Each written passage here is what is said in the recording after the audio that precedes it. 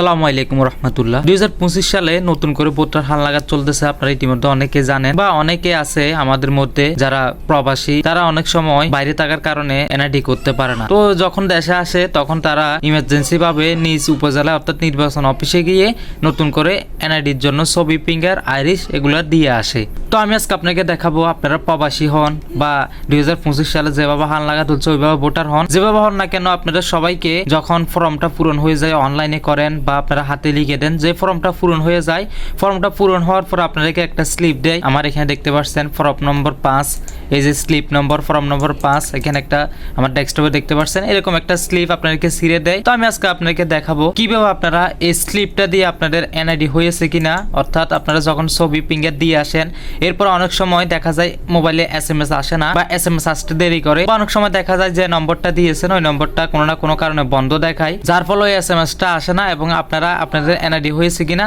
Check করতে পারেন না। তো আমি আজকে আপনাকে দেখাবো এই স্লিপ নম্বরটা দিয়ে আপনারা কিভাবে সহজে আপনাদের এনআইডি হয়েছে কিনা চেক করবেন। তার জন্য আমাকে যেতে হবে সর্বপ্রথম যে কোনো একটি ব্রাউজারে। তো আমি ব্রাউজার হিসেবে গুগল ক্রোম কে সিলেক্ট করলাম। তো দেখতে পাচ্ছেন আমি এখন গুগল ক্রোমে চলে আসছি সরাসরি। এখান থেকে আমি লিখবো জাস্ট এনআইডি লিখার পর দেখতে পাচ্ছেন এখানে nidw.gov.bd নামে একটা ওয়েবসাইট আসছে। আমরা জাস্ট এটাতে এন্টার প্রেস করবো। এন্টার প্রেস করার পর আমাকে আরেকটি নতুন পেজে নিয়ে যাবে। দেখতে পাচ্ছেন আমাকে আরেকটি নতুন পেজে নিয়ে আসছে। এখান থেকে একটা লেখা আছে দেখেন এনআইডি অনলাইন সার্ভিস নামে একটা অপশন আছে।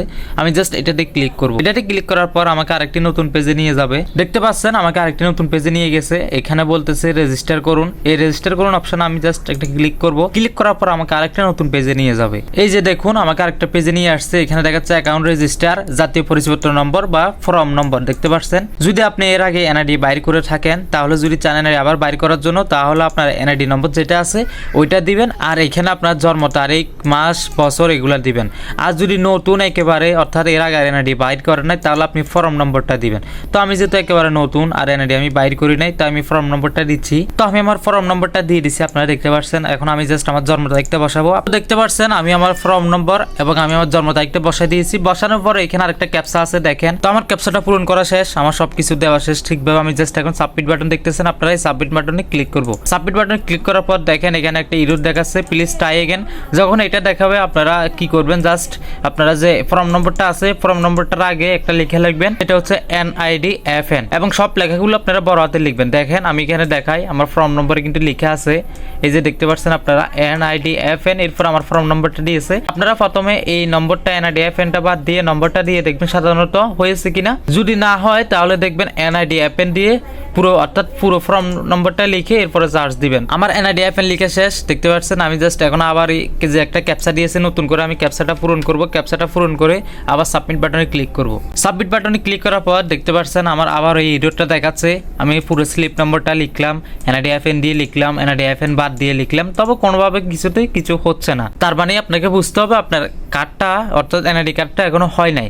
এবং আপনার যদি মনে করে থাকেন যে আমার কার্ডটা এতদিন হয়ে গেছে এখনো হয় নাই, বা হয়ে গেছে আপনার মনে হচ্ছে এখানে সার্ভার জন্য একটু সমস্যা দেখা দিচ্ছে, তাহলে আপনারা একটা কাজ করতে পারেন। আপনারা আপনার স্লিপ নম্বরটা নিয়ে আপনাদের যে নির্বাচন অফিস আছে অর্থাৎ আপনাদের উপজেলা যেটা নির্বাচন অফিস, আপনারা ওইখানে যাবেন, ওইখানে গিয়ে যোগাযোগ করবেন। যদি আপনার এনআইডিটা হয়ে থাকে তাহলে ওনারা আপনাদেরকে ওইখান থেকে বলে দিবে। অনেক ক্ষেত্রে দেখা যায় কি আপনার যে ডাটাগুলো ঢাকাতে অ্যাপ্রুভ হয় কিন্তু চট্টগ্রামে আসে না বা অন্যান্য ডিস্ট্রিক্টে যায় না, যার কারণে ডাটাগুলো পাওয়া যায় না। এখন আমি আপনাদেরকে দেখাবো আরেকটা নতুন স্লিপ নম্বর দিয়ে যেখানে এনআইডিটা হয়েছে, বা কিভাবে আপনারা অনলাইনে বুঝবেন যে আপনার এনআইডিটা হয়েছে কিনা।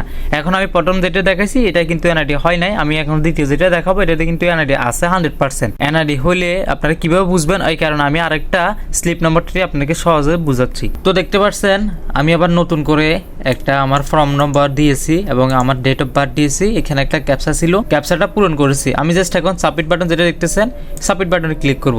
সাবমিট বাটনে ক্লিক করার পর দেখেন your account is already claimed and security by password, অর্থাৎ এই অ্যাকাউন্টটা পাসওয়ার্ড দিয়ে আগে থেকে সংরক্ষণ করা আছে।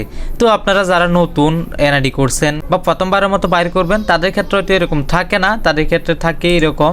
আমি দেখাই আপনাকে, এই জাস্ট এরকম থাকবে আপনার প্রেজেন্ট অ্যাড্রেস, পার্মানেন্ট অ্যাড্রেস। তা আমি প্রেজেন্ট অ্যাড্রেস দিব, পার্মানেন্ট অ্যাড্রেস দিব, এরপরে জাস্ট নেক্সট বাটন ক্লিক করব। এরপর আমি একটা ওটিপি যাবে, আমার একটা নম্বর দিব, ওটিপিটা আমি বলতে হবে। এরপর আমার ফেস স্ক্যান করব। এরপরে জাস্ট আমি সরাসরি আমার সার্ভারে ঢুকে আমি এনআইডি কার্ডটা ডাউনলোড করে নিব। খুব সিম্পল প্রসেস। আশা করি আজকের ভিডিওটা বুঝতে পারছেন। আপনারা যদি এনআইডি হয়ে থাকে তাহলে আপনারা এইভাবে বুঝবেন আপনাদের ডিস্ট্রিক্টে আসবে, আপনাদের মোবাইল নাম্বার চাইবে, আপনাদের পেজ চাইবে, এরকমভাবে বুঝে যাবেন। আর যদি এনআইডি না হয়ে থাকে তাহলে প্রথমে যেভাবে দেখাইছি একটা ইরোড দেখাবে, ওই ইরোডটা দেখাবে আপনাদের।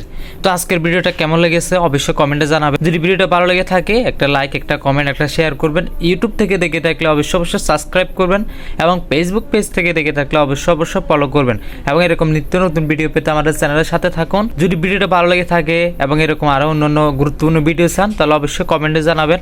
আজকের ভিডিও এই পর্যন্ত, সবাই ভালো থাকবেন, সুস্থ থাকবেন, আল্লাহ হাফেজ, আসসালামু আলাইকুম রহমতুল্লাহ।